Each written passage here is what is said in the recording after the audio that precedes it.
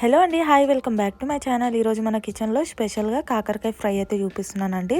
ఇదైతే మామూలుగా కాకరకాయ ఫ్రై అయితే కాదు, కొద్దిగా స్పెషల్గా కాకరకాయ ఫ్రై ఎలా చేసుకోవాలో చూపిస్తున్నా. ఇది గుత్తి కాకరకాయ ఫ్రై. ఎప్పుడు ఒకటే లేక కాకరకాయ ఫ్రై కాకుండా కొద్దిగా ఇలా డిఫరెంట్గా కూడా ట్రై చేస్తే చాలా బాగుంటుందండి టేస్ట్. ఈరోజు అయితే నేను చిన్న కాకరకాయలతో గుత్తి కాకరకాయ ఫ్రై ఎలా చేసుకోవాలో చూపిస్తానండి. వీడియో మాత్రం పూర్తిగా చూడండి. నచ్చితే లైక్ చేయండి, షేర్ చేయండి, సబ్స్క్రైబ్ చేసుకోండి మన ఛానల్ని. ఓకే అండి, మనం లేట్ చేయకుండా గుత్తి కాకరకాయ ఫ్రై ఎలా చేసుకోవాలో చూసేద్దాం. వీడియో మాత్రం స్కిప్ చేయకుండా పూర్తిగా చూసేయండి. ముందుగా ఇలా అయితే చిన్న సైజు కాకరకాయలు అయితే తీసుకోవాలండి. నేను ఇక్కడ అన్ని చిన్న సైజు కాకరకాయలు తీసుకోవడానికైతే ఇలా అయితే కాకరకాయలన్నీ కడిగేసుకోవాలండి. వాటర్తో నీట్గా వాష్ చేసుకున్నాక పక్కకైతే ఒక ప్లేట్లోకి తీసుకొని మనం కట్ చేయాలి కాకరకాయలని. ఇలా నీట్గా వాష్ చేసుకున్నాక ఇలా కట్ చేయాలి. చూస్తున్నారు కదా, ఇలా అయితే మనం కట్ చేసుకోవాలి. నేను చూపిస్తున్న విధానంగా ఇలా కాలి ఒక లైన్ పెట్టేసి అందులో ఉన్న ఇత్తులన్నీ తీసేసుకోవాలండి. స్పూన్తోనైనా తీయచ్చు, లేకుంటే చేయితోనైనా తీసేసుకోవచ్చు. ఇలానే అన్నీ కట్ చేసుకోవాలి ఇట్లా చూపిస్తున్నట్టు. ఇలా అయితే కట్ కావాలంటే మీకు చేదు ఉండొద్దు అంటే పైన అట్లా పొట్టు తీసేయచ్చండి, కానీ ఇలా ఉంటేనే బాగుంటుంది. పొట్టు అనేది గీకేయొద్దు, ఇట్లనే చేసుకోవాలి. ఇట్లా అయితేనే ఆ టేస్ట్ అనేది చాలా బాగుంటుంది. అందులోనే మనము కొద్దిగా సాల్ట్, కొద్దిగా పసుపు వేసి మంచిగా కలుపుకోవాలి, కొద్దిగా చేదు లేకుండా. ఇలా అయితే కాకరకాయలన్నీ కలుపుకోవాలి.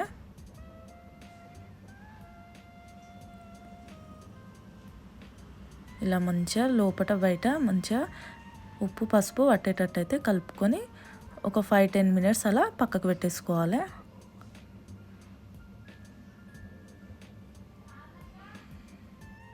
ఇక్కడ ఇలా ఒక 5 మినిట్స్ అయ్యాక ఇలా వాటర్తో నీట్గా వాష్ చేసుకొని కాకరకాయలన్నీ ఒక ప్లేట్లోకి అయితే వేసేసుకోవాలండి.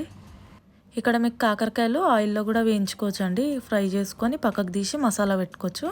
నేను ఇక్కడ ఇంకో ప్రాసెస్ అయితే చూపిస్తున్నా. ఆయిల్లో ఎక్కువ వేస్ట్ కాకుండా ఇంకో విధానం ఎలా చేస్తారో చూపిస్తా. ఇలా కాకరకాయలు అయితే అన్నీ ఒక ప్లేట్లోకి పెట్టుకున్నాక నెక్స్ట్ ఇలా ఒక కడాయిలో కొద్దిగా వాటర్ వేయాలి. వాటర్ వేడి అయ్యాక ఇలా ఒక స్టెయిన్ లెక్క ఒకటి ప్లేట్, ఇలా హోల్స్ ఉన్న ప్లేట్ పెట్టేసుకోవాలి, ఆవిరి పైకి వచ్చేటట్టు. ఇలా పెట్టుకున్నాక అందులో మనం కాకరకాయలు అనేది పెట్టేసుకోవాలి. ఇలా కాకరకాయలన్నీ పెట్టేసేసుకొని ఒక 10-15 మినిట్స్ అలా, అంటే మనకు ఒక 70% అలా కాకరకాయలు ఉడికేటట్టు అయితే చూసుకోవాలి. ఇలా వేసుకుంటే ఆ చేదు కూడా వెళ్ళిపోతుంది, మనకి టేస్ట్ కూడా ఏం మారదండి, బాగుంటుంది, ఈజీగా కూడా అయిపోతుంది. ఇక్కడ చూస్తున్నారు కదా, ఇలా అయితే కాకరకాయలు మనం ఉడకబెట్టుకోవాలి. ఇలా ఒక కడాయిలో ఒక 1 టేబుల్ స్పూన్ జీలకర్ర వేసుకోవాలి, కొద్దిగా మెంతులు వేసుకోవాలి. చేదు అనేది ఏముండదండి, బాగుంటుంది. ఒక 2 టేబుల్ స్పూన్ అలా ధనియాలు వేసుకొని మీడియం ఫ్లేమ్ మీద కలర్ మారేంత వరకు ఫ్రై చేసుకోవాలి. ఇలా కొద్దిగా ఫ్రై అయ్యాక ఒక 2 టేబుల్ స్పూన్ అలా నువ్వులు కూడా వేసుకోవాలండి. ఇక్కడ నువ్వుల ప్లేస్లో మీరు పల్లీలు కావాలన్నా వేసుకోవచ్చు. నేనైతే ఇక్కడ నువ్వులు వేసిన. ఒక 2 టేబుల్ స్పూన్ నువ్వులు వేసుకొని కొద్దిగా ఫ్రై అయ్యాక తీసేసుకోవాలి, ఒక ప్లేట్లోకి మిక్సీ జార్లోకి వేసేసుకుందాం. నెక్స్ట్ అందులోనే ఒక 1 టేబుల్ స్పూన్ ఆయిల్ వేసుకొని ఒక 2-3 ఆనియన్ ఇలా కట్ చేసి వేసుకోవాలండి. నేను చిన్న సైజ్ అయితే 3-4 వేసిన, పెద్ద అయితే ఒక 2 వేసుకోండి చాలు. ఇలా ఆనియన్స్ మంచిగా కొద్దిగా మెత్తగా అయ్యే వరకు ఫ్రై చేసుకొని, ఇలా చూస్తున్నారు కదా, ఇలా అయితే అయినాక ఒక ప్లేట్లోకి అయితే తీసేసుకుందాం. ఇలా ఇవి కూడా పక్కకు పెట్టేసుకొని నెక్స్ట్ మిక్సీ జార్లో మనము ధనియాలు అవి వేసుకున్నాం కదండి, ఇవన్నీ మిక్సీ పట్టుకోవాలి. ఫస్ట్ అయితే ఇవి మిక్సీ పట్టుకున్నాక నెక్స్ట్ ఆనియన్ వేసుకుందాం. ఇలా కొద్దిగా మిక్సీ పట్టేద్దాం ఫస్ట్. ఇక్కడ చూస్తున్నారు కదా, ఇలా కొద్దిగా మిక్సీ పట్టుకున్నాక నెక్స్ట్ ఆనియన్ గిట్ట మనం ఫ్రై చేసినాం కదా, అవి అయితే వేసేసుకోవాలి. ఇలా వేసేసుకున్నాక పొట్టు తీయని ఎల్లిపాయలు అయితే ఒక 6-7 అయితే వేసేసుకోవాలండి. ఇక్కడ చూస్తున్నారు కదా, తొక్క తీయకుండా అలానే వేసేసుకొని అందులో ఒక 1/2 టేబుల్ స్పూన్ అలా పసుపు, 1.5 స్పూన్ అలా కారం, ఒక 1/2 టేబుల్ స్పూన్ అలా ఉప్పు, కొద్దిగా నిమ్మకాయ సైజ్ అంతా చింతపండు వేసుకోవాలండి. వేసుకొని ఇదైతే పేస్ట్ పట్టేసుకోవాలి మనం. ఇక్కడ చూస్తున్నారు కదా, ఇలా అయితే మరీ మొత్తం పేస్ట్ లేక పట్టకుండా ఇలా కొద్దిగా బరక లేక నేను చూపిస్తున్నా కదా, ఇలా పట్టుకుంటే చాలండి. ఇలా పేస్ట్ చేసేసుకొని పక్కకు పెట్టేసుకుంటాం. నెక్స్ట్ మన కాకరకాయలు ఉడికినాయా లేదా చూసేద్దాం. ఇక్కడైతే కాకరకాయలు అయితే ఉడికిపోయినాయండి. ఇలా ఒక ప్లేట్లోకి అయితే తీసేసుకుందాం మనం.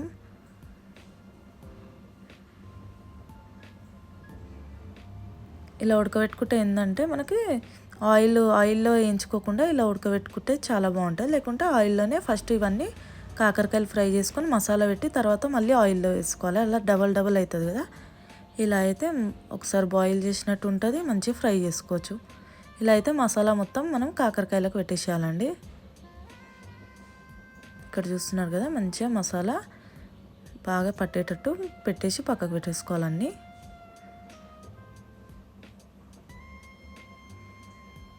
ఇలా ఒకసారి ట్రై చేయండి, చాలా బాగుంటుంది. మనకి పప్పుచారుతోని దేనితోనైనా పక్కకి అంచుకుంటే చాలా బాగుంటుంది టేస్ట్.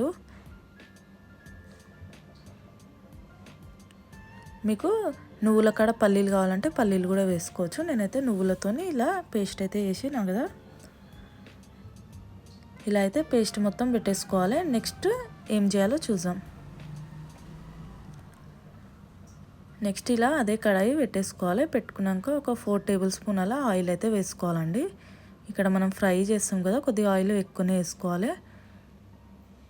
ఇలా ఆయిల్ వేడి అయ్యాక మనం కాకరకాయలు మసాలా పెట్టినవి ఉన్నాయి కదా, కాకరకాయలు అయితే పెట్టేసేసుకోవాలండి ఆయిల్లో.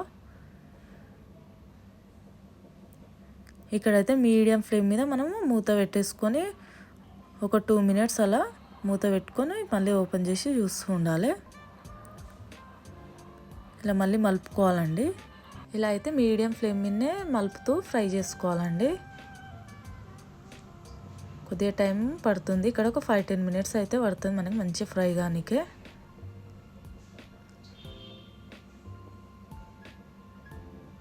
ఇలా అయితే అటు ఇటు తిప్పుకుంటా మనం ఫ్రై అయితే చేసుకోవాలి కాకరకాయలని.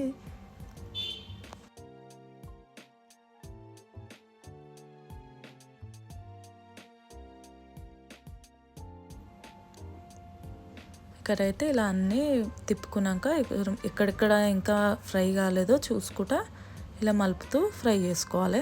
మొత్తం లో ఫ్లేమ్ మీదనే పెట్టుకోవాలి గ్యాస్, ఎందుకంటే మొత్తం మాడిపోతుంది. ఇలా అయితే ఫ్రై అయితే అయిపోయిందండి.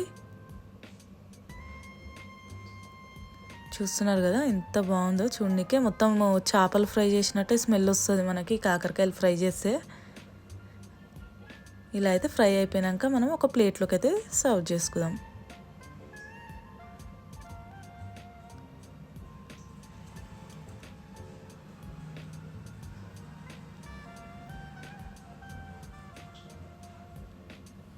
అయిపోయిందండి, మన కాకరకాయ ఫ్రై అయితే రెడీ అయిపోయింది. టేస్ట్ మాత్రం చాలా బాగుంది. ఇలా అయితే అన్నీ ఒక ప్లేట్లోకి వేసేసుకుంటే గుత్తి కాకరకాయ ఫ్రై అయితే రెడీ అయిపోయిందండి. టేస్ట్ మాత్రం చాలా బాగుంది. పప్పుతోనైనా రైస్తోని దేనితోనైనా సూపర్ ఉంటుంది. పక్క మీరు కూడా ట్రై చేస్తారని అనుకుంటున్నా. వీడియో నచ్చితే పక్క లైక్ చేయండి, షేర్ చేయండి, సబ్స్క్రైబ్ చేసుకోండి మన ఛానల్ని. మరొక మంచి రెసిపీతో కలుద్దామండి. బాయ్.